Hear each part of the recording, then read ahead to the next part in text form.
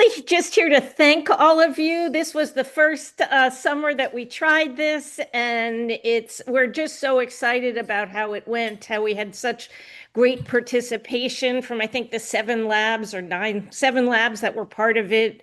Judy Fan, Guilherme Klikan, Yelena Obradovich, Alvin Pearman, Sean Reardon, Jason Yateman, all of their team have done so much. I have this long list of people, and I keep going back and forth about whether I should point each person out because whether they supervise the students who are fellows or taught in the boot camp or provided tech support or led a workshop. Just so many people participated in this summer, and we are really grateful. But I think just so that we focus on the fellows today, I'm not going to go through this list. Instead, I promise to send you each notes of thanks for this, and just know that we're really grateful for each of you for participating in this and helping us, in the first round. And I'm sure it will, things that were bumpy will get less bumpy, but all in all, we're just so impressed by the work that the students did and that the fellows did, and also the experiences they got to have in each of the labs.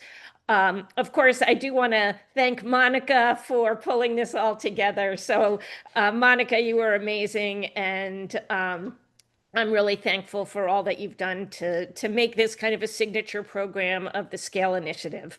So with that, I'm just like super impressed by the work that everybody's done as part of this, and I can't wait to hear the presentations today.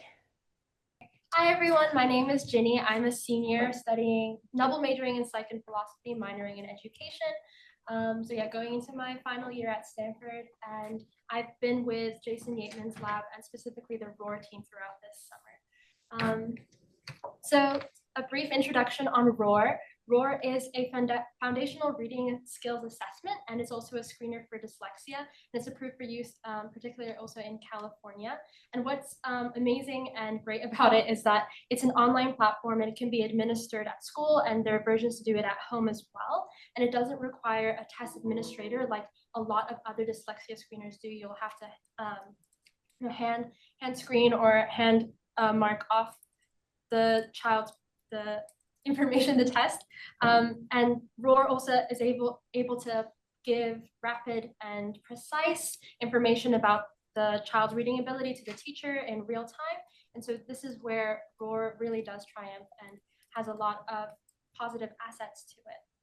So what I worked on was really building out this assessment, this screener, and I was working particularly on the product development side and thinking about how can we further improve and further engage this screener to really do what it needs to do and do what we promise schools and children and parents that it can do. So ROAR succeeds when it is working well and perfectly. It's easy and simple for teachers and students to use, and when it provides a cycle with good and all the stakeholders are able to positively engage in this cycle, and we get good information and data that we can then use to improve and rebuild ROAR and re-improve it. So my role in that whole process was to make sure that any barriers to use were eliminated, and that when we are at the item creation or at the scoring level, that we're being fair and honest to students and actually measuring what we promised them to measure, and as opposed to anything else. So those specifically where I was working on duration analysis. This is how long it takes for a student to complete an entire ROAR cycle session. Item creation, that's the actual questions and the test items that are in this assessment. And then the scoring key, how are we grading off students for correct or incorrect answers. So these were my guiding questions when I was engaging with this research. Duration analysis was a huge part of mine, and that was specifically what contributes to a student's completion time. Is it Are there factors outside of how long the actual assessment is that's pushing them to be longer or shorter than we expected them to be? And then also on the item creation and scoring level, just how can we be very fair and how can this assessment be a valid, research-wise valid tool? So we have good and strong construct validity, and we're not measuring for anything else because we might have created perhaps non-neutral or difficult problematic items. For duration analysis, here's a few graphs about how long it takes a student to complete. In this upper left-hand corner, we have specific, this is a sum of 5 tasks, and we have a sum of around 31-ish minutes. And then we add onto that word and sentence tasks, which have about a mean of 7 minutes each as well.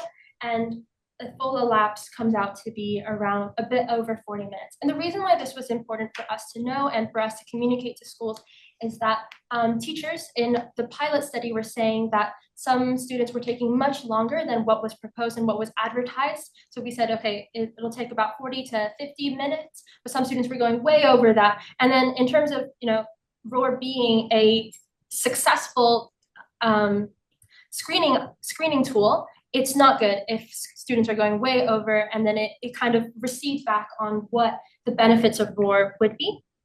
So being able to understand how long it takes ROAR to actually operate and what a full session length is extremely important for the future cycle and the future rollout of ROAR at all the schools that will be using it this upcoming academic year. So we're able to say that, okay, now we can communicate with teachers. It takes about 40-ish minutes.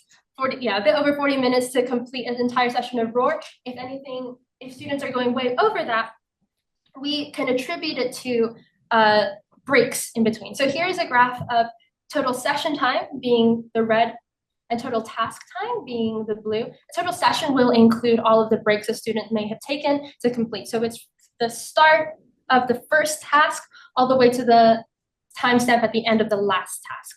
So as we can see, it's generally what's taking much longer is usually not the task and in-session exam time, but rather it's the total session. So that would include breaks that a student is taking. So then our advice to schools or parents who are administrating at home would be, do attribute time that your student might have to take to just rest and take a break, because this is along, as we've established, a 30-ish minute just task time assessment.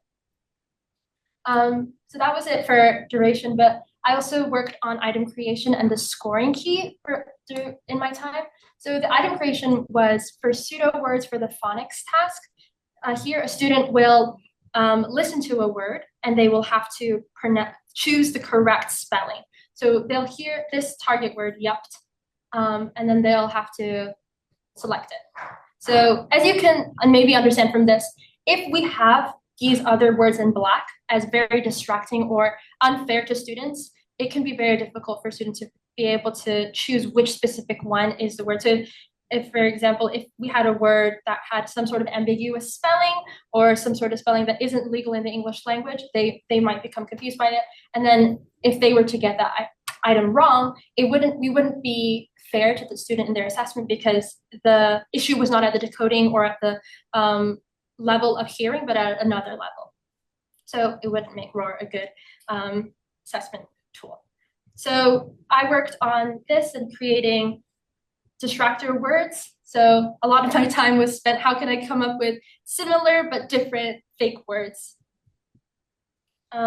And my guiding principle, again, was to be linguistically legal in the English language, culturally neutral, so we don't have any slang words that might be relevant to a specific culture, also phonologically distinct. So it was a big process. And as you can see, we've got comments like jest is a real word, or zap is used in comics as well. So this is generally what my spreadsheet looked like that process. And for the scoring key, this is kind of opposite to how the phonics task would work. This is for the read aloud section, where students will see a target word, for instance, perhaps a word like Kurg, and they will have to pronounce it and read it out into a microphone. And at this level, there was some difficulty because within raters, there was disagreement whether a student had read the word correctly or not. And again, that would be really unfair to the student if they happened to get a rater who was a bit more harsh or had a little bit more of a stricter guideline for how they're to interpret students' pronunciation. So as you can see here, I've outlined 3 raters' different ratings and rankings for if a student pronounced the word correctly. And on a number of them, we've got a lot of disagreement. So I worked on providing a scoring key and creating the full and hopefully like neutral pronunciation guide for certain words, like wobe would be wob or wobe. And so this can be used later for other more read aloud assessments. So overall, this summer has been very wonderful, very academically and intellectually nourishing, and I feel like I've grown a lot and learned a lot in my time here. We were asked to set specific goals, and 2 of mine, or broad categories of mine, were to work on my data analysis skills, and then also to think about my post-graduation and career opportunities for the future, because I am going into my senior year. I feel like through participation in this fellowship, I've really been able to engage both very strongly, very heavily. Data analysis was something I was completely unfamiliar with before, because I had always worked at the data collection level in research, which I love eternally, but analysis was something very new to me. And through the bootcamp, I was able to learn how to use SEDA and later on R, which was very wonderful. So I've learned, my takeaways are generally that, you know, there's a lot still left for me to do, even though my time as a formal student may be coming to an end, and that I should always be open to broadening my horizons. So thank you to everyone who has been with me on this 10-week journey. So thank you to Tanya and Sun, who were my direct mentors and managers while I was in ROAR, Jason Yateman and Carrie, who are leading the Brain Development and Education Lab, and of course, Monica and Sarah for leading us throughout the fellowship. It's been great. And final upcoming, I'm staying with ROAR in the fall and later on in the academic year, and I'll be working on really developing the ROAR at home task, which is this one, which includes a scoring key. So I'll be excited for that in my senior year. Thank you. So my name's Sehrish, and I was a Scale Fellow this summer. I worked with the Educational Opportunity Lab, and my project was around SEDA and the disciplinary as well as the thematic implications of SEDA use. So we all know about SEDA. We worked on it in our boot camp, and we know that it is the only publicly available data set in the US which actually, analyzes student achievement as well as other factors such as race and socioeconomic status. So I wanted to go one step beyond and see what are the disciplinary reaches and thematic applications of this data archive, and what is the actual impact that it is making in the world, not only in educational spaces. Okay. So my project was basically a cross-disciplinary analysis of over 100 studies and how they engaged with SEDA. So the first step was to conduct a multi-tiered systematic analysis. This included reports, this included journals, and papers that were actually published in reputable journals. So this is the data set that I was particularly looking at. Within this, I tried to see what analysis was possible, and that was based on 2 basic streams. The first being categorization, and the second being data visualization. For categorization, I decided to do that by discipline, theme, journal type, and especially statistical use type. So we were very interested in seeing how SEDA use is being manipulated or used statistically as both an outcome predictor variable or being not used at all. So like not statistically being used, but used as a literature review or another form of measure such as validation. So that is the first thing that we were interested in. And secondly, data visualization. So understanding what this data means and interpreting it in a very holistic way was something that we prioritized. And that is my project, because I was hoping to see what I can gather from these streams of data and see the impact the SEDA archive is making on the world, and especially across different disciplines. So I used pie charts, word clouds, bar charts, and timelines with this to see the kind of impact that SEDA was making. So what essentially did this project aim to achieve? I had three goals in mind when working on this project. The first was to showcase SEDA's broad impact that it's having on other disciplines. Secondly, to show how grant-based applications can be strengthened by showing the cross-disciplinary impact of archives. And thirdly, which is most important in my opinion, to show the power of open data sources such as SEDA and how these data sources actually have a tangible influence on the lives of children as well as student achievement. Mhm. So I used an AI and LLM platform to analyze these sources, and then I cross-checked them myself as well to ensure accuracy. Within this, I found that 69.9% of all these papers in academic literature was based on education. However, we can't neglect the other portion, which reflects other disciplines such as neuroscience, economics, sociology, environmental science, urban studies. I think that this wide scope and breadth of data that SEDA represents is so useful because it shows that the impact that it's making is not just on education, but other fields as well, in conjunction with education, but also exclusively apart from education. And that exclusivity of this data archive is so useful for future grant applications, but also for future research proposals. Mhm. The second step that I did was to analyze the statistical use of SEDA as a predictor variable, outcome variable, and not being used at all. I would like to clarify that in this instance, not used doesn't mean that it's not used at all. It's just used as a lit review, or it's used as another measure, but not statistically.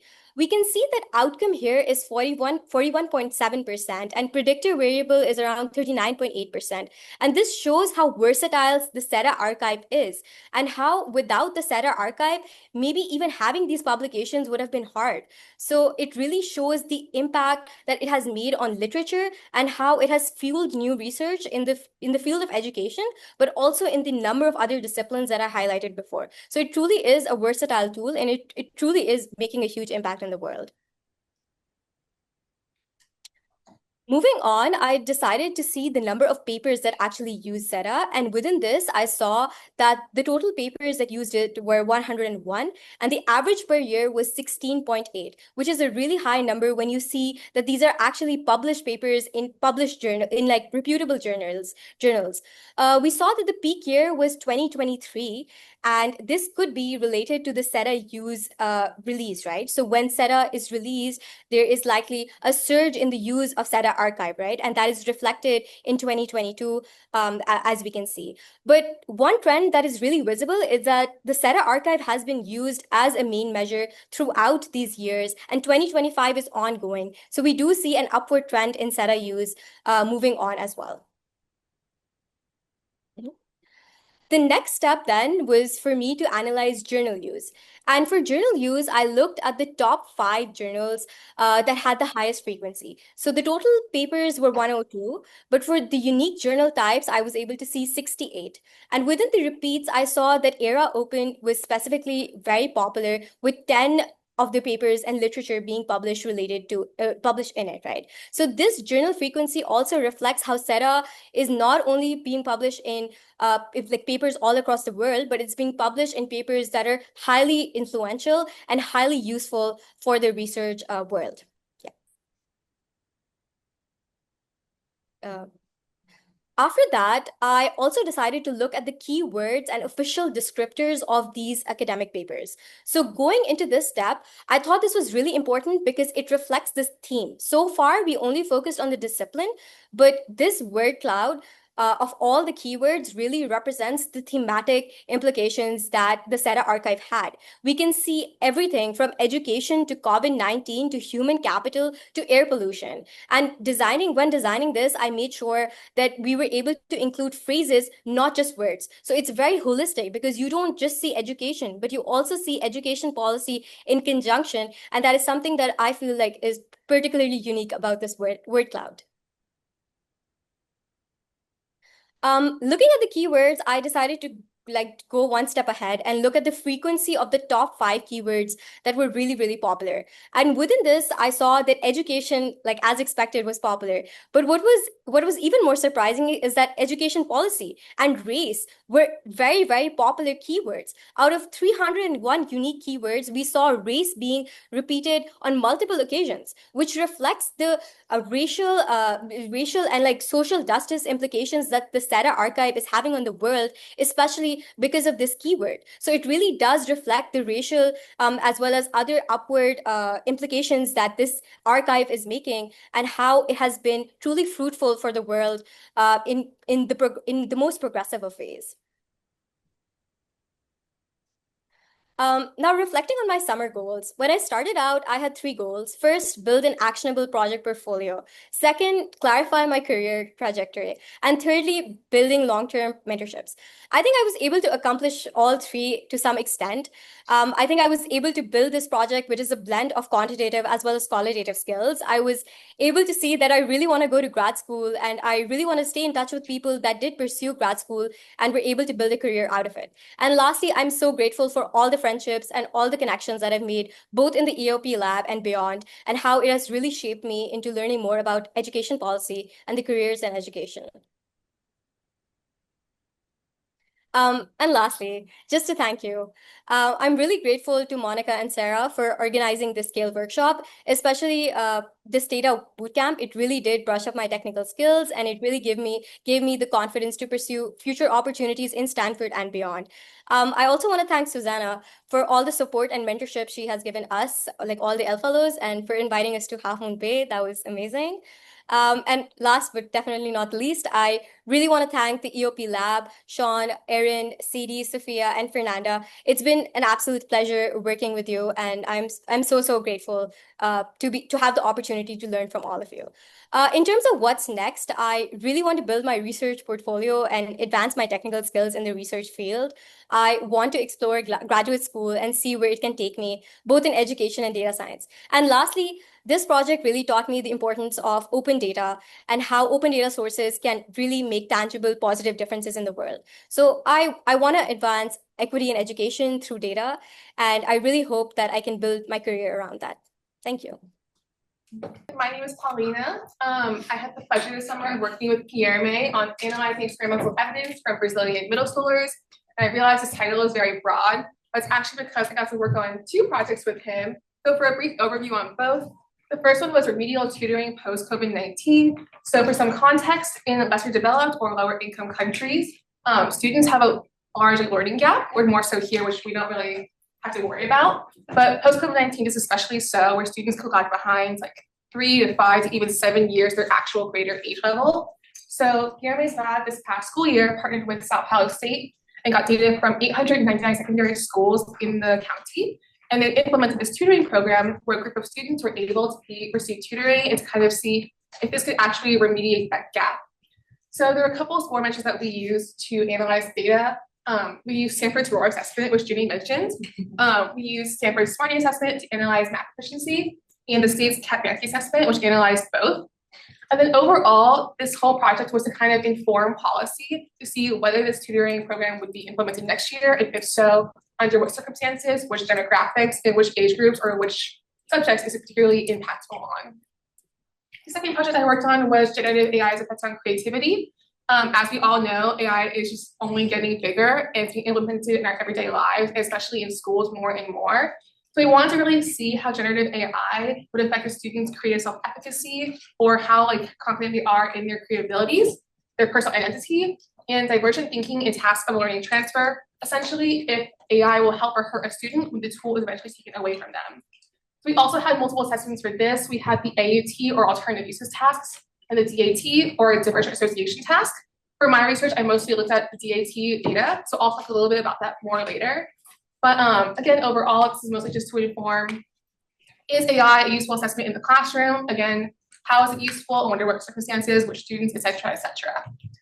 So moving on to what I actually did, a lot of my research and a lot of my work for the lab was data visualization. So for remedial tutoring, this looks like summary tables for some parts of it. But this is an example. This is a summary of math and Portuguese scores by treatment and grade. It's very wordy. It's a very dense table. But we have subject and treatment status on the x-axis, and then grades and all the statistics on the y-axis. And we actually ran this summary on multiple different demographics. So this is by treatment. We have a control group and a treated group, the treated group being the group that received tutoring.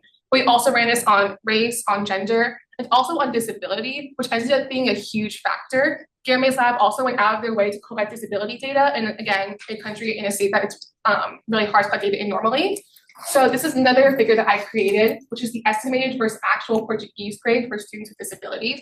This is all filtered for just students who have disabilities within these groups.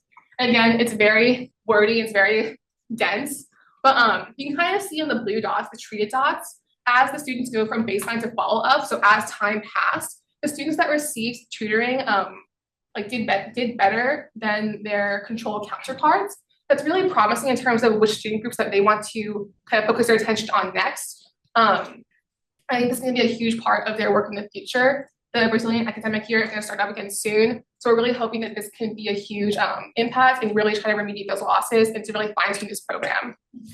So moving on to my next project, which was generative AI and creativity. Again, looking mostly at visualizations. One of the projects I'm working on more recently is creating this large summary visual for the entirety of the study to be kind of the forefront of the paper. This figure is actually a little bit old. It's gone through a lot of revisions in the past 24 hours, but generally the general gist is you can kind of tell that a student will start off, or this is the entirety of the study, all the students start off with the alternative uses tasks, and they're all unassisted.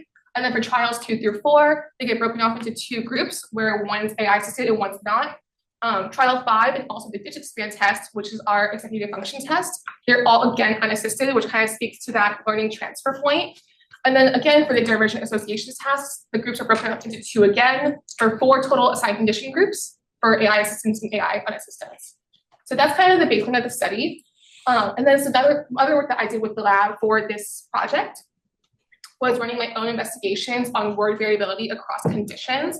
So this is mostly for the DAT or divergent association task. And what that is a student is asked to list up to 10 words that are as semantically different in meaning as possible, or nouns. But these are some actual responses from student data. This is a not great one. We have two instruments and 2 mammals, and they also didn't use all the 10 words.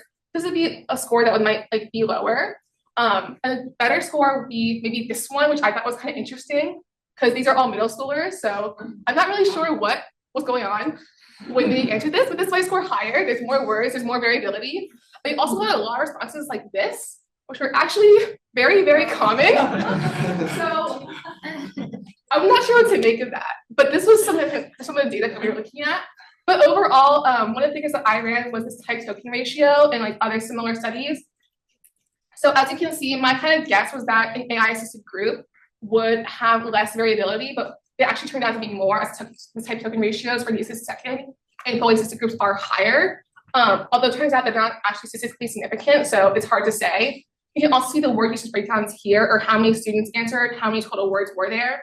There's also kind of the variable of how many students were in each group and how many words did each student put down. So it's a little bit hard to say, but this is kind of one of the individual investigations that I was running within the whole project. So moving on to my personal goals and my goals for the summer, one of the big ones that I wanted to harp on was really getting a handle on quantitative analysis and programming. I have a lot of programming experience, but this is my very first time actually applying that to data and kind of doing this whole data analysis thing.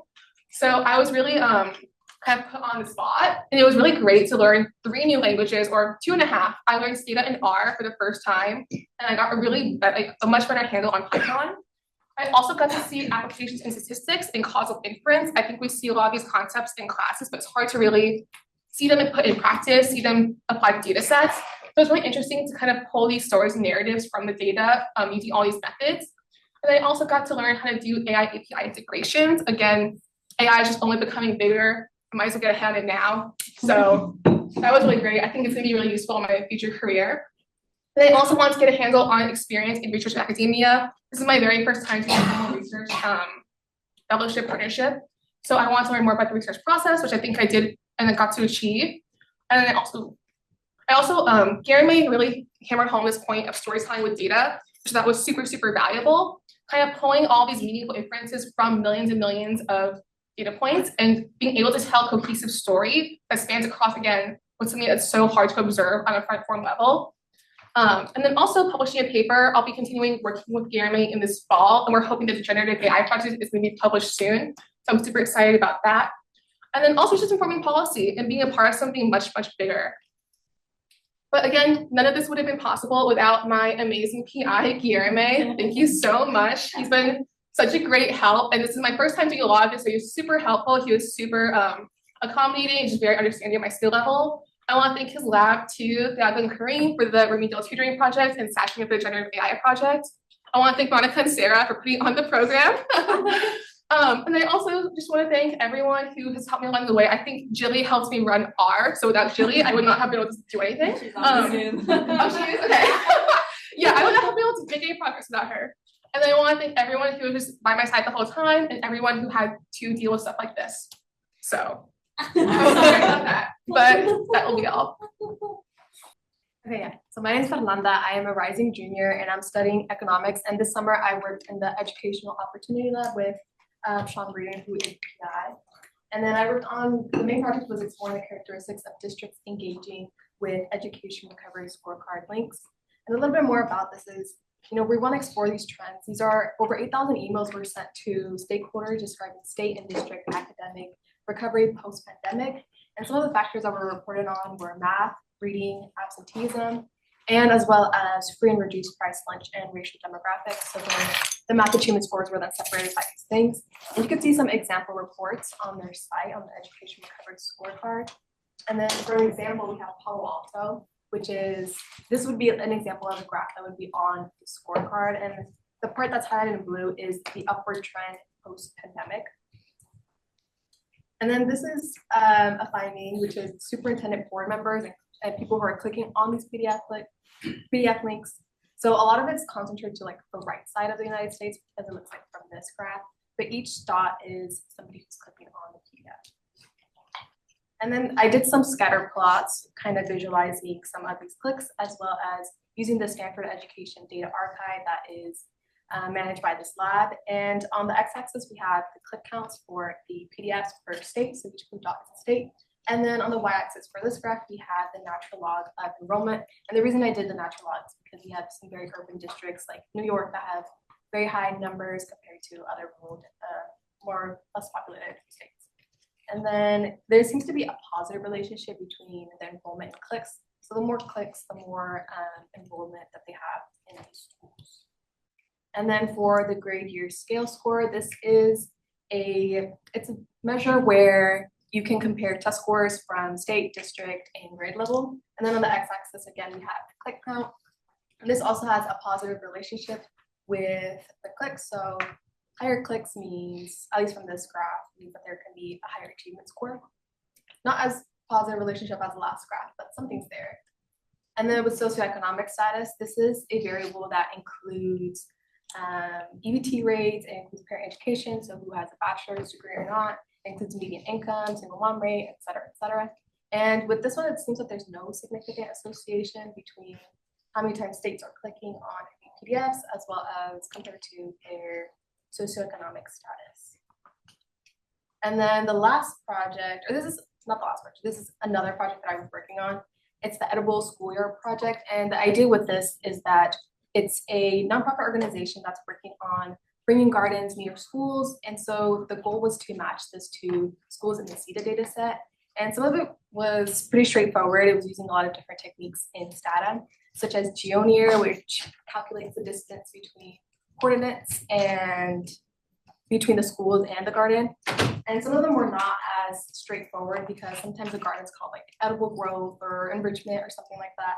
Well, it's matched to schools, like this specific one. This would be like what's on the website. So you have like the Maryland's middle school, but then the graph is not, or not the graph, the garden is not named that. So it's a little bit harder to kind of look into that. So there's some manual verification that has to go into that, where I'd have to kind of go into Google Maps, go into the other website, and then kind of verify if, you know, this is the actual garden that STATA puts the output that it's matching to.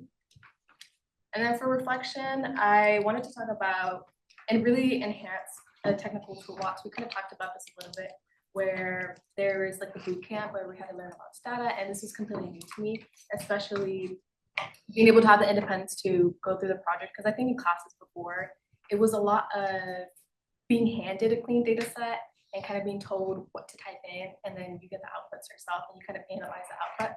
That was the main thing. But with this opportunity, I was able to really do the data cleaning on my own and kind of like look into the nitpicky things of the data and look into something that's missing or not and that kind of thing. And then I don't know everything still to say that, but there was a lot of using help files and forums and Google searching. So even if I don't know everything, I feel like I can go into these resources and kind of look into how to kind of get a handle on these new commands. And then we also used Tableau, which was really fun. That was the first map you guys saw with clicks. So this specific software that I really like, it's super easy to use, at least for me with. You just put in the coordinates and then you use the data, and then you can whip up a map in very little time, and you can do a lot of different things with that as well. And then I also wanted to learn more about the research processes, which I definitely did through this program, through the workshops, through engaging with people in my lab as well. There were different research analysts, there's people that work more on qualitative stuff like interviewing. So it's a very broad area, and I'm really glad I got to look into that a little bit more. And then for next steps, I think this experience really solidified the fact that I definitely do want to continue into more public policy exploration and kind of look into that area instead of just being a little bit more technical with statistics or math or just even like econ electives. So I think I really want to take this next year to kind of look into that beyond just education, just public policy in general. And then lastly, I wanted to figure out if I could see myself in academia or not with this process. And I really enjoy the process, really enjoy the research and learning and that kind of thing. So I definitely see myself going into grad school. I'm not sure about the tenure track professor route, but definitely I think grad school would be fun and something that I would look into. And thank you guys so much for listening. I want to give some special acknowledgements to Aaron, Sadie, and Sophia, who were on my team, and they answered all these little questions. And then Monica and Sarah for this experience and the rest of the cohort. So it's really great. Thank you. Hello, my name is Toma. I'm a junior. I'm a rising junior studying data science and CS and psychology minors. So I guess like before going into this whole thing, I was really interested in executive functioning, and I got the pleasure of working under Jelena, whose main focus is this executive functioning. So I think one of my main objectives going into this program was trying to understand the research process and what it is like to participate in research in general. And I got to kind of experience all of that. So I'm going to be talking about the front end and back end process of measuring children's development. So what is executive functioning? So right now we use like standard measures like test scores to do a lot of educational research and base like these criteria off of pure test scores.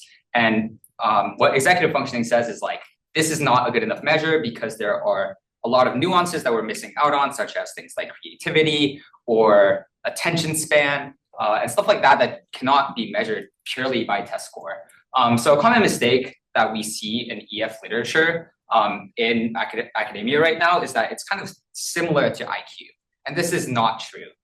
So a lot of people think like, oh, I'm just not a creative person, or, oh, I'm just bad at time management, which is inherently not true, right? Like it's not like a set in stone thing, and it's very malleable, and it can actually fluctuate on a day-to-day basis. And it's very sensitive to context. So let's say like you're short on sleep, maybe those skills are very different. And so the three projects I got to work on this summer were all related to this executive functioning.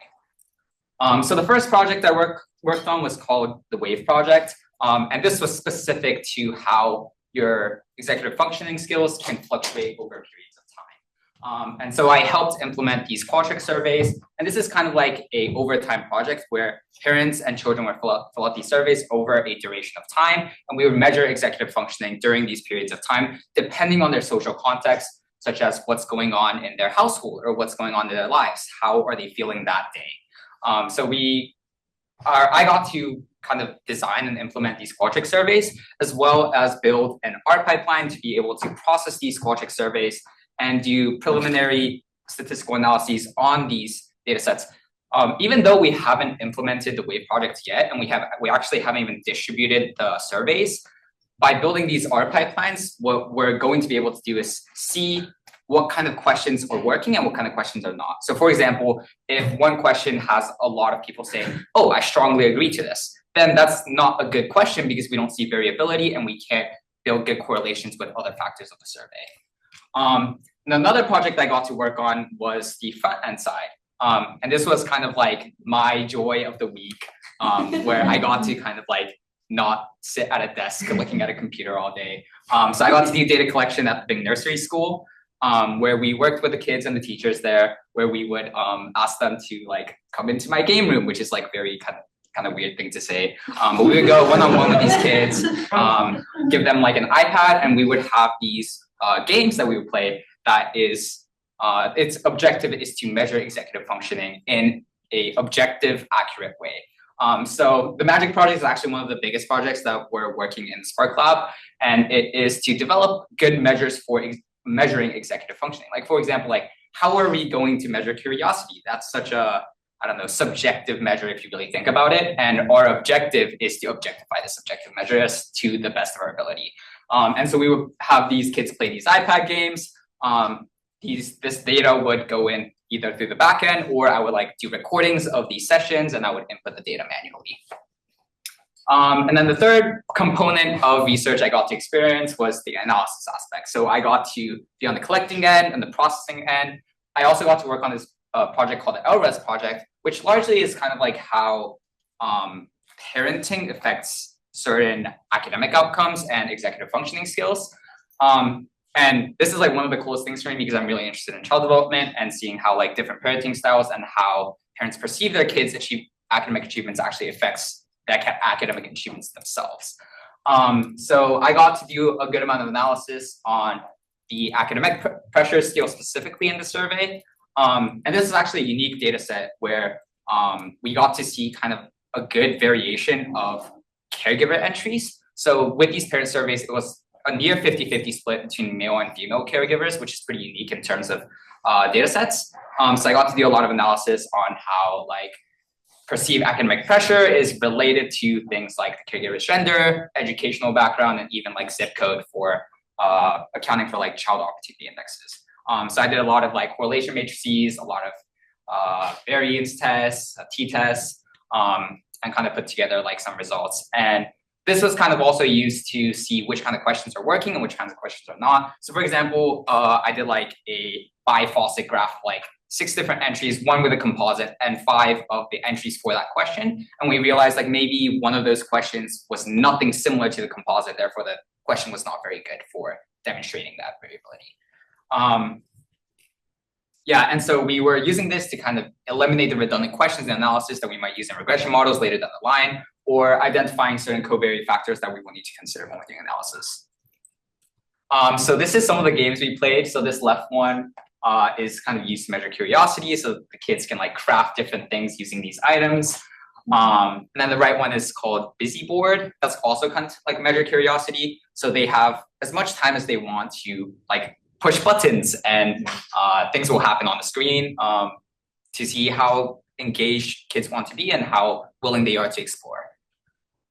And this is like kind of like the Qualtrics survey that I implemented. For example, like I was talking about earlier, so these questions have like a lot of NA entries. And so when I'm doing the analysis, I would look at these statistics and I would be like, why are there so many NAs? And we would have to like reconsider what the questions are and maybe fix the questions up a little bit. And this is at Bing. These are the kids doing story time. Yeah, this was like one of the greatest parts of my summer. And so takeaways, like I said, going into this program, my main intent was to understand the research process. And I think I got a very comprehensive like process of understanding it. I got to work on the front end, collecting the data, knowing what kind of questions to ask to these kids in order to measure these measures accurately, as well as doing the back end for processing the data and actually doing the analysis themselves. And also I got to understand a lot of executive functioning in academic literature since I was like very interested in it through a lot of lit reviews. And I also got to participate in 3 different projects, which made it very comprehensive, just so I got like a general idea of what it is like to participate in executive functioning research. So future directions, I do plan on working part-time in the fall with more analysis on the LRES project. And then I also want to explore a little bit of industry in terms of like ed tech next summer if I can. And then I'm also looking for more research opportunities throughout the year. Academic goals, I'm looking to get a better statistical background in terms of graduate school things. And then this year, I also plan on taking more education and psych-related classes because this made me more interested. And first, I want to thank like my mentors in my lab. So Emma, Michael, Maya, Thea, Ishani, and Yelena for kind of like mentoring me out throughout this whole entire process. And then everyone who made this program possible, Monica and Sarah especially. And then my co-RAs in Spark, I kind of joined the lab a little bit late, so they helped me with like onboarding and stuff. And then my co-fellows for making this program really meaningful. Okay, good afternoon. My name is Dominique Ruedaflores, and I'm a rising senior studying psychology and public policy. And this summer, I worked on the ROAR project in the Brain Development and Education Lab under the mentorship of Anya Ma. And today, I will be discussing the role of reading self-concept in reading skills and experiences with an AI-powered tutoring program. Okay, so what is the Rapid Online Assessment for Reading? It is an open access, gamified, and fast reading assessment for grades K through 12. And it's also a validated dyslexia screener measure. So this summer, I worked on analyzing the scores of these three specific assessments, ROAR Phony, ROAR Word, and ROAR Sentence, but there are a plethora of other ROAR assessments out there.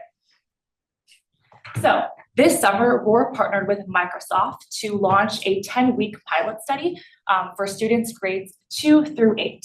And in addition to those three metrics, they also measured their reading using Microsoft's Reading Coach, which is an AI-powered tool where they're able to personalize stories, which is powered by AI.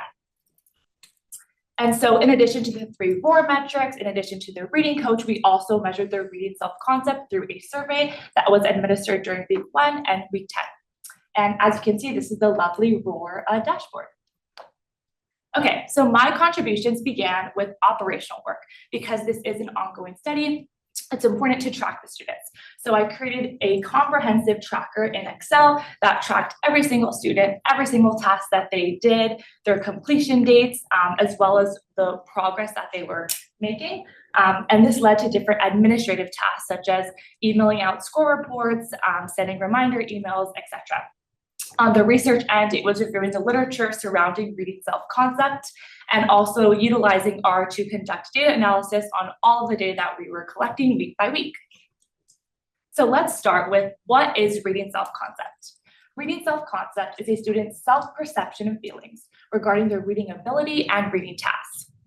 It's important to note that self-concept is multidimensional and it's divided into various different subdomains. So you can think about your, general self-concept, how you feel about yourself, how you perceive yourself. But this can vary from your physical self-concept to your social self-concept to your academic self-concept. Furthermore, you can think about an academic self-concept. You can imagine students who feel differently in math versus science versus in reading. So that's where you can kind of see that lineage form. And furthermore, something that came up in the literature a lot was the reciprocal effects model, because that really communicates the relationship between academic achievement and academic self-concept. And essentially what this is saying is that they reinforce each other over time. It's not just a relationship where how well you are in reading influences your self-concept. It's also the other way around. And those reinforce each other all the time. And that's essentially what this diagram communicates. And so in 1995, Chapman and Tunber validated these three different subcomponents of reading self-concept, in addition to creating the reading self-concept scale, which is a 30-item questionnaire. We have perceived competence. Do you think you read well? Perceived difficulty. Are the books you read in class too hard? And attitudes. Is it fun for you to read books? And these are all sample questions from the 30-item questionnaire. So how do we create the reading self-concept score? We adapted from the Chapman and Tunber, and we utilized a 5-point Likert scale for each of the questions. 1, never, 2, 5, always. But as you can imagine, thinking about the perceived difficulty question, let's say we have a student who answered question 13, do you need extra help in reading? And they rated themselves a 5, right? They needed some extra help.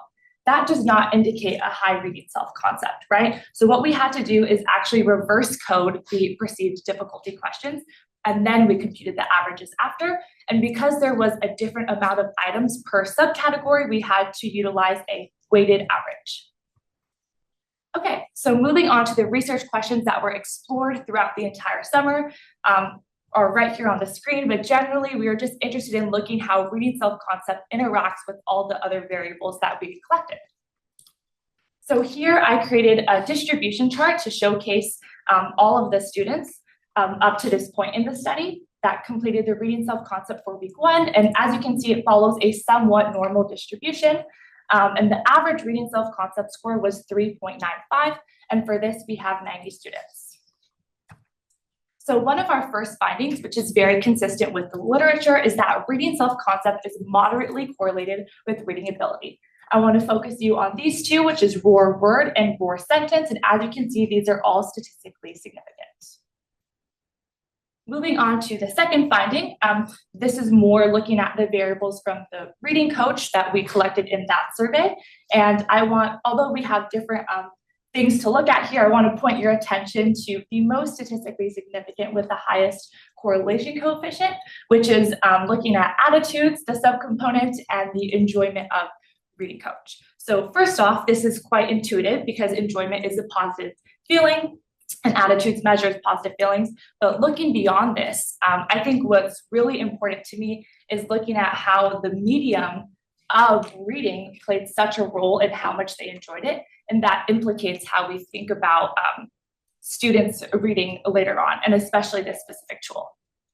And then also we looked at the difference of high versus low reading self-concept, and high reading self-concept students were just over the median of 3.2278, and they were more likely to choose the create a story and personalize the story option versus those with lower reading self-concept who opted for reading a passage from the Microsoft library. And what does this tell us? This makes me think about how those with higher reading self-concept have more confidence in pursuing these more creative outlets versus lower reading self-concepts are just choosing from the library. And I feel like that has other implications as well for the gap in reading self-concept and how that can relate to creativity, but also reading ability as well. And in addition to those implications, something that I was really interested in is how amazing that we have these different subcomponents, because then we can target the interventions based on those that are, the most statistically significant. And also the tracker can help inform future study modifications as this is a pilot. Here are some of the next steps and future directions that I was interested in. To point out one, I would say gaining more demographic information for more robust regressions, because we didn't have as many controls. So I think that would be very advantageous. So here were my goals at the beginning of summer. And I'm very happy and proud to say that I pretty much was able to accomplish all of them, in addition to some other ones that I didn't even expect to learn. So that was really cool. And I think the first big overarching lesson that I learned was that in research, you will generate more questions and answers. When I was going into the literature review, I was like, well, I totally know what reading self-concept is, but then it would take me down a rabbit hole, and then I'd have to come back up to the surface. And then when you're doing the data analysis, you go back to the literature to check things out. And so it was this very iterative, but also very gratifying process that I really, really enjoyed. And then something that Anya really reinforced to me is, one, what story is the data telling? So when you're doing that correlation, when you're doing that regression, what is it telling you? And then how can you communicate that on a graph in the best way possible? And then second, how does that compare to the literature? Does it agree with it, and why? Does it not agree with it, and why? And if there isn't any literature to even compare it to, is there a gap, and why? So she really reinforced that with me, which was super helpful. Here are some of my future goals, which are to continue research during my senior year in some capacity, co-term in public policy, specifically ed policy, and hopefully in the future teach high school students. It's been my dream job to always be a teacher, so I would love to do that, and then potentially return to research after. And then here's some acknowledgements. Please ignore the food in my teeth. Take a picture right after lunch. But first, Monica and Sarah for putting together such an amazing fellowship, so intentionally, very, very effective, and for leading boot camp and for just being a huge support system for me. I personally could not have gone through the summer without them. Scale Initiative for creating this amazing fellowship. I always brag to everyone how I feel so spoiled. I went to Half Moon Bay and fed goats and, ate amazing food, and just all the Scale Fellows, all of you are also talented. And it's amazing to be in spaces with people who are passionate about education.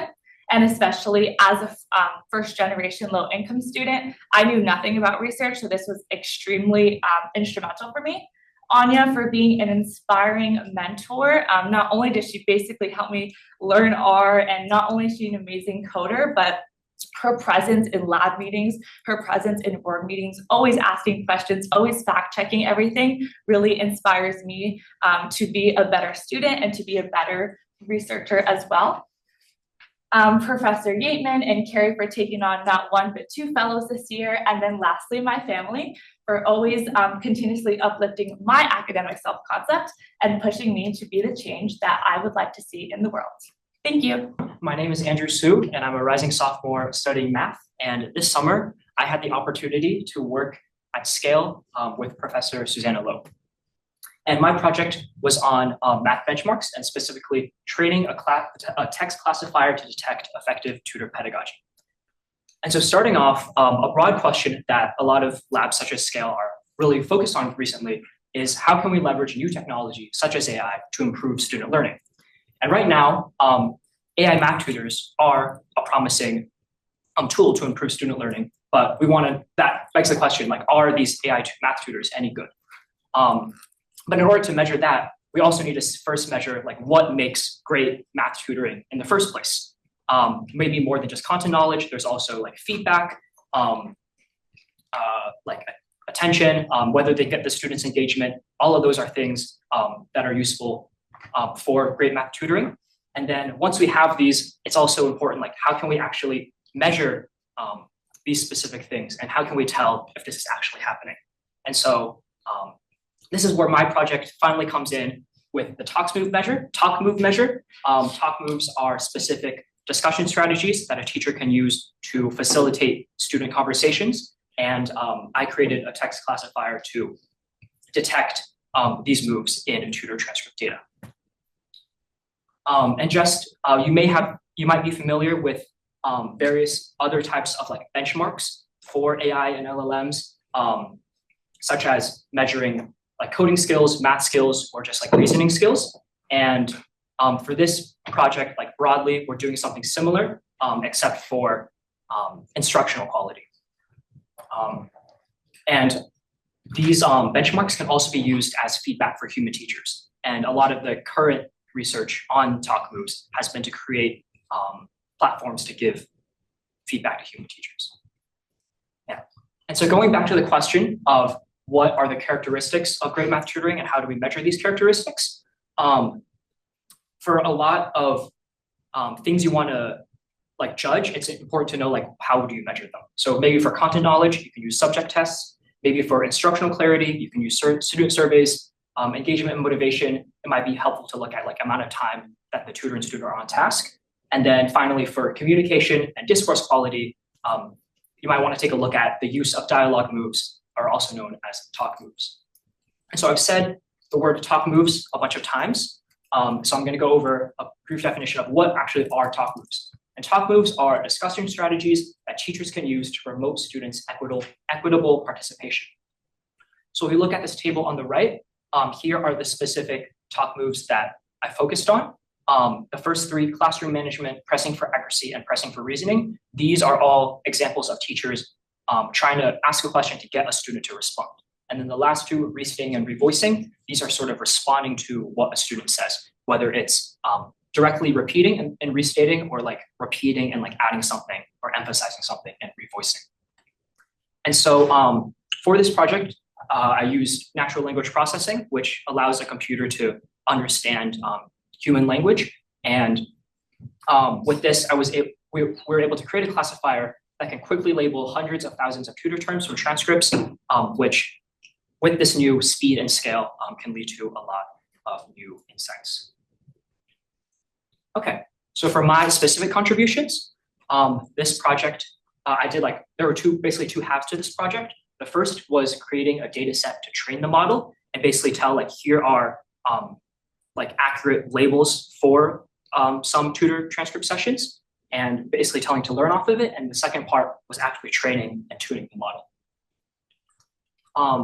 So for the first part, creating this data set, the main shift here is that a lot of the current research with Talk Moves is in the classroom environment. So that's live, classroom like this, many people, many students, but Scale really focuses on tutoring, and specifically for this, it's one-on-one virtual tutoring. So there was a lot of context shift, shifting definitions of the Talk Moves themselves as well.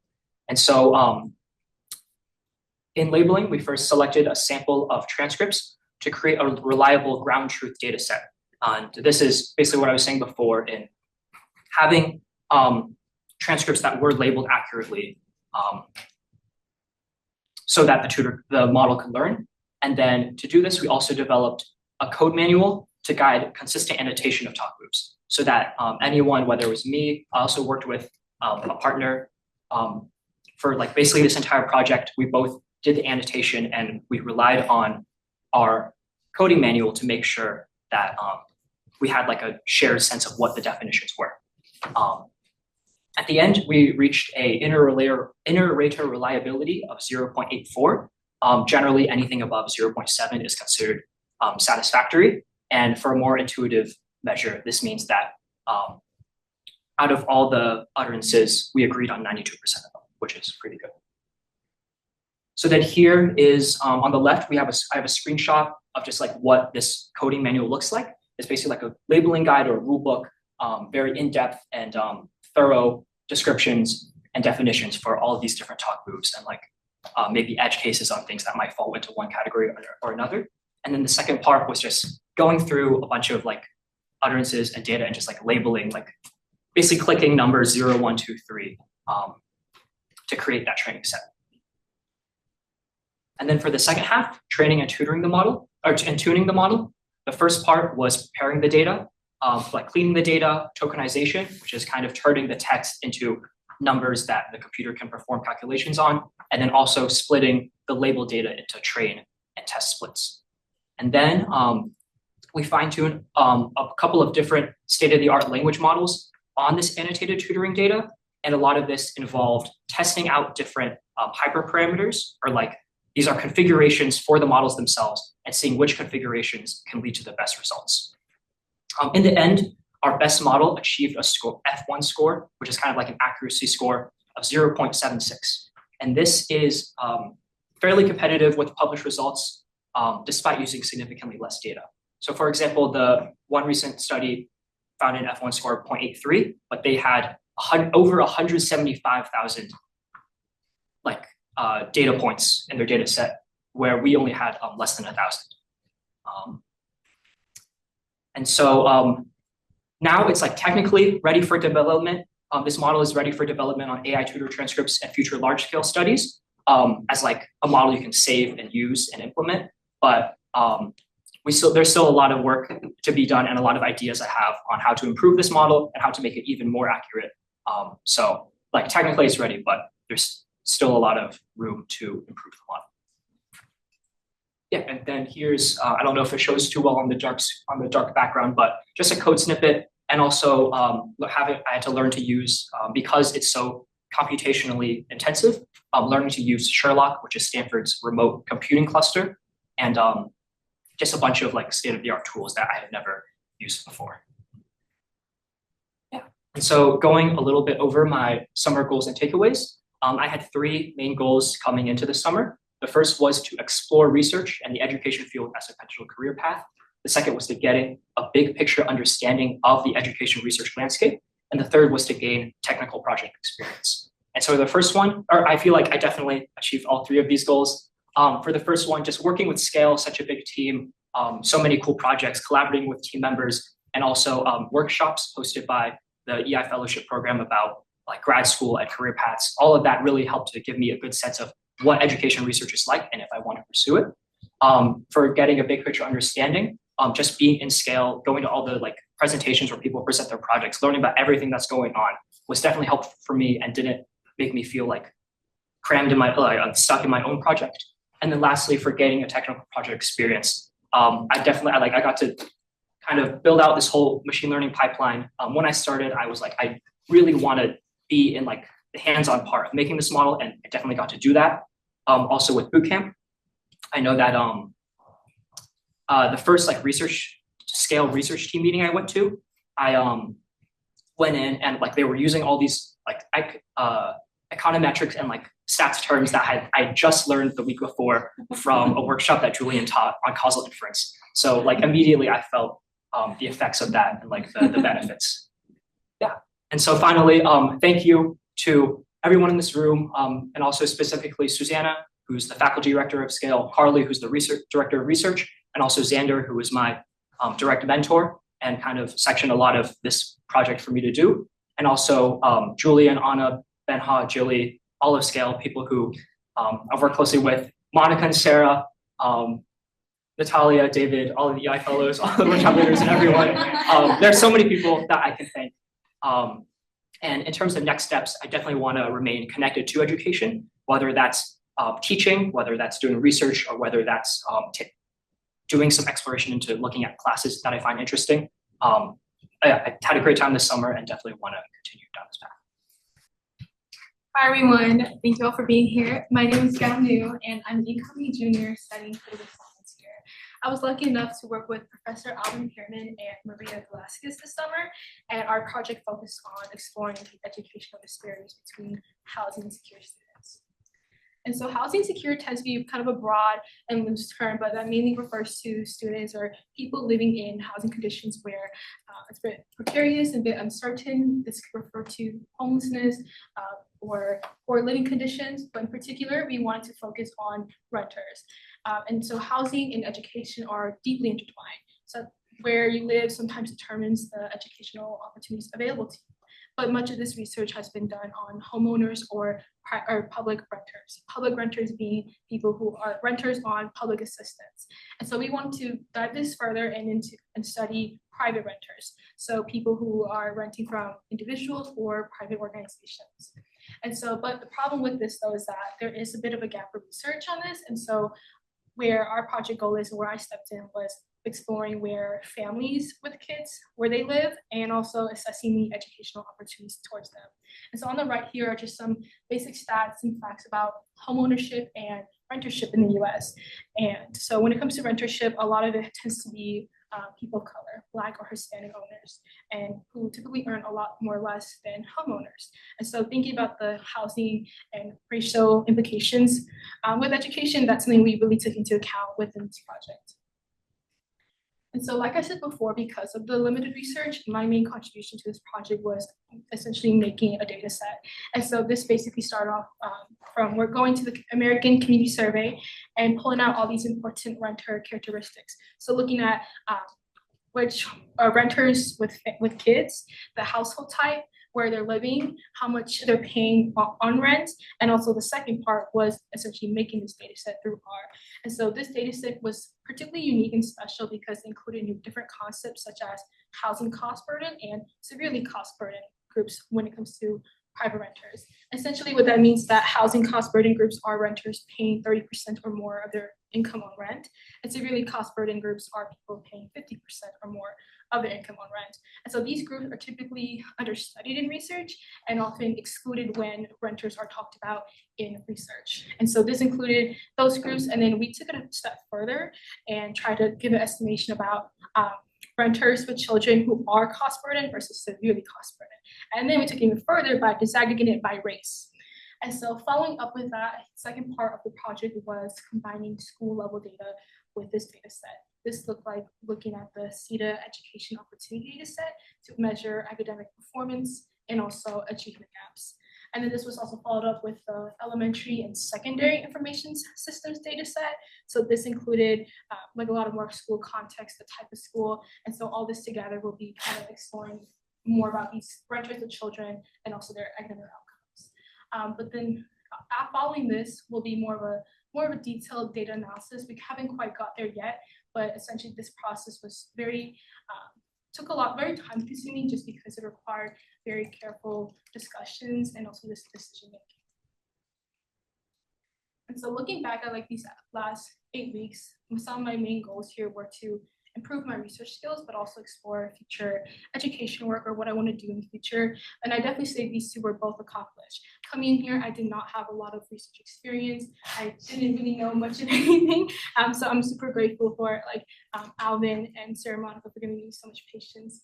And so here, I feel like making the data set really inspired me, but also made me feel really more confident in my own research skills. I feel like a lot of times in research, I always thought that you get the data from data collecting or also from public available data. But doing this here kind of inspired me, like I can kind of make my own data set to whatever I am curious about. So moving on to future education work, I knew that coming into here, I was interested in education policy, maybe working in politics or on the policy side. But then here with workshops, we talked to researchers, school board members, actual teachers. And so all these different experiences kind of showed me the pros and cons and what I want to do. And I feel like all these different industries are like kind of calling my name. I don't really know what I want to do quite yet, but I know in the future it's definitely going to be related to policy and research. And so as I'm finishing this up, I do want to say like a special thanks to Professor Alvin Pearman and Maria. Thank you both for trusting me with this data heavy part, and also to Monica and Sarah for giving me so much patience, teaching me so much in such little time, and also being a huge support system throughout this entire summer. And also to the entire cohort, you guys gave me something to look forward to every Tuesday and Thursday. Also a huge support system. So thank you.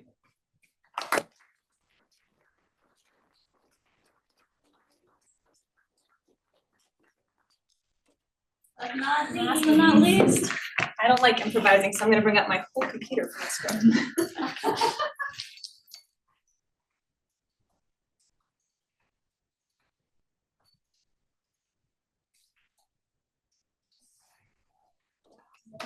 It's forward. You got to go forward. Okay. Ready? Okay. Hi, I'm Avery Yu. I'm a rising sophomore, and I'm a prospective data science and social systems major. I've been working in the Cognitive Tools Lab with Dr. Judith Van, and my primary project has been on the compilation and evaluation of data visualization literacy assessments. So just starting at the very beginning, data visualizations are graphical representations of data. So think bar graphs, line graphs, etc. And they're incredibly helpful to convey quantitative information quickly and concisely. So here's a line graph from Our World in Data, showing the number of COVID-19 patients in the hospital over time and by country. And using this graph, I could do things like look at spikes in COVID-19 over time. I could look at a specific country and compare them, assuming that I can actually read this correctly, which is not necessarily a given. To accurately interpret this graph, I may need to do things like judge distances and perform calculations, which I may or may not be actually good at. Or maybe I only need to look at one specific country or one specific, time period, in which case all of this other information, all these other colors are just distracting, and I need to stay focused and not let myself be distracted. Or maybe I've never seen a line graph before, so I need to somehow intuit what these numbers mean and what these countries mean and how they're related to the lines, which may not be as intuitive as we'd like to believe it is. These skills contribute to data visualization literacy, or DVL, my ability to accurately translate graphical representations of data into the data itself or the information underlying it. And as visualizations become more prevalent, ensuring or increasing people's DVL has become a notable goal of educators. We need to know who has DVL, how people learn it, how we can best teach people DVL. And in order to do all of that, we first and foremost need to know what exactly it is and how we can best measure it. What? There are actually a ton of DVL assessments out there, each created to target different populations and different contexts, which makes the items themselves incredibly distinct as well. This item, I spoiled it before, this item is from the National Assessment of Adult Literacy in 1985, which shows you a graph and asks you to retrieve a specific piece of information from it. In this case, which energy source supplies the most data in 1980? And you have to pick that answer by selecting it from like 6 options. But then this item, which is part of an unnamed assessment published in the paper Merck et al. 2020, asks you to sketch 2 histograms in the field below that depict a certain situation. And that's incredibly different from the item from the NAL. This one asks you to provide a graph. This one asks you to read a graph. This one is free response. That one has like 6 answer choices, but it's unknown which of these differences actually matter for DVL as like a conceptual skill. Maybe creating a graph is in a different like aspect of DVL entirely from reading a graph. Or maybe they're the same skill, but creating a graph is just harder than reading a graph, and so they're at different skill levels. And if enough of these differences pile up over items for the whole assessments, that might mean that MERC 2020 is evaluating a different part of DVL, or is doing a completely different thing from the NAEL and should be used in a different context, or et cetera. So you can imagine that there'd be a lot of questions that you can ask about how assessments compare, which is what my lab has started to do with some recent work evaluating 2 visualization literacy assessments. But before any more work can actually be done on this, you have to first get those items and compile them into a way that you can actually analyze them, which is what my work has been on. My primary goal for the summer was to take all of the DVL assessments that have been created in the world and compile them into one data set that my lab and any other researcher can use to answer these burning questions about assessments and assessment items. To do this, I conducted a literature review, and I found 27 assessments created between 1980 and now. Of those assessments, 10 made their materials publicly available, which above all taught me about the importance of open science and like making your materials available. The first half of my summer was spent getting those materials from the papers, scraping and parsing them into their individual items. And because each assessment is formatted differently, I had to do this in a different way for all 10 assessments. Cleaning the resulting data and parsing them, and then appending them into one unified data set with the items from all 10 assessments, which ended up having 703 items representing 24 unique graph types, I think like histograms and bar charts and so on, 45 cognitive tasks like retrieving a value versus comparing 2 different values to each other, 320 images, and 301 unique questions. And I created a publicly available dashboard to host this data set. Oh my gosh, that is very crunchy and blurry. Okay, just squint at it, I guess, and trust that I'm telling you what it is. The biggest thing that it does is display the data and allow you to filter it for certain qualities, such as the specific test that an item comes from, the graphs that it uses, whether the question has human behavioral data associated with it or not, and so on. And then you can download that as its own CSV and run all of your various analyses that you can want to do. You can also visualize the data set with different encodings and axes right there in the dashboard itself. And with this data set, my lab and any other interested researchers can compare assessments and assessment items with each other much more easily, since everything is already compiled in any usable format right there. As a super brief demonstration of how that data set could be used, during the last half of the summer, I was working on looking at variation in item difficulty specifically, which was operationalized as the proportion of participants who got any given item correct, with some items almost 100% of participants getting correct, making a very easy item, and other items, such as this long line of items down at the bottom from the whole exam, 0% of participants getting correct, making a very difficult item. And there's a lot of variation in difficulty. It turns out that the assessment themselves account for about 24% of variation with an adjusted R-squared of 0.24, meaning that the specific item that any assessment, specific assessment that any item is coming from is accounting for 24% of that variation and how difficult that item is, with some tests definitely being harder than others. But that still leaves 75% of that variance unexplained.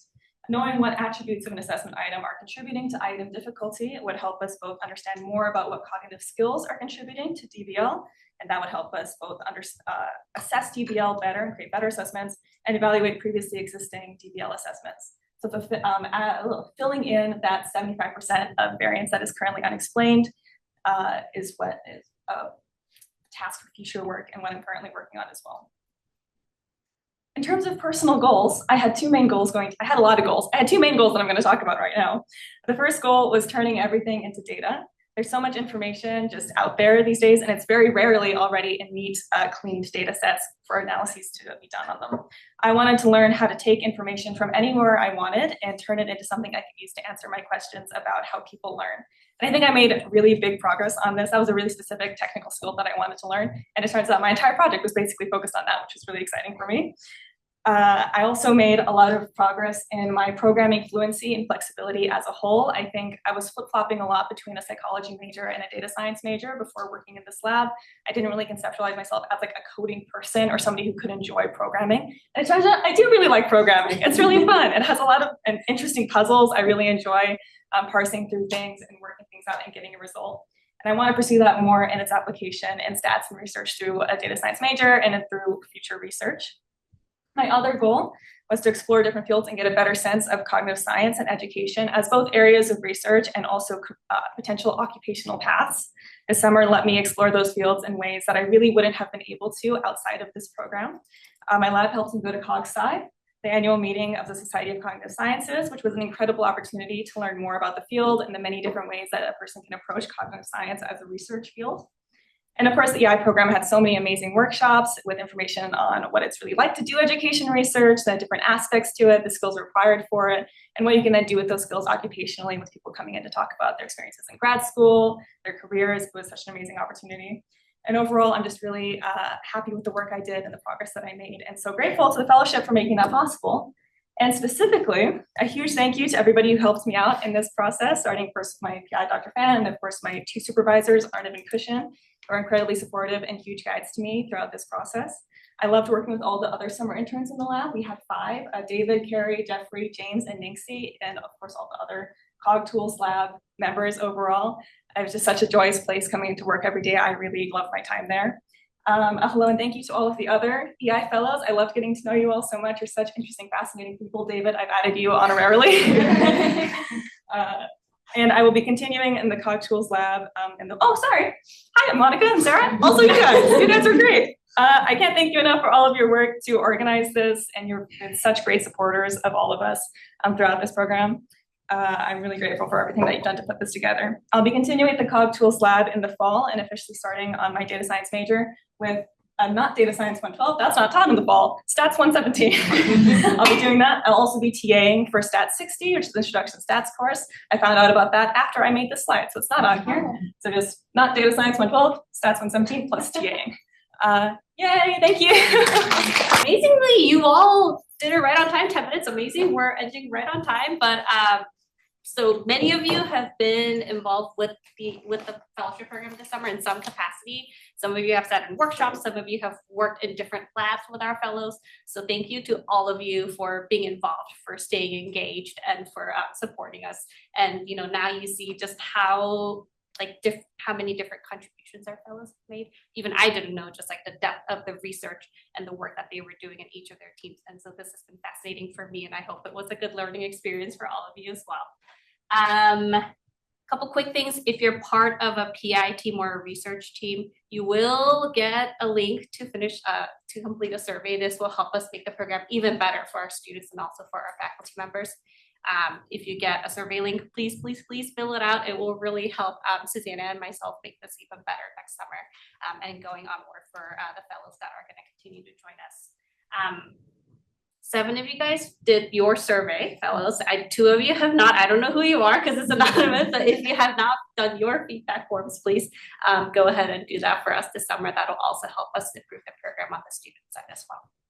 I encourage you all to stick around. I heard there's some leftovers, so please take seconds, take the leftovers, and connect with our fellows if you would like.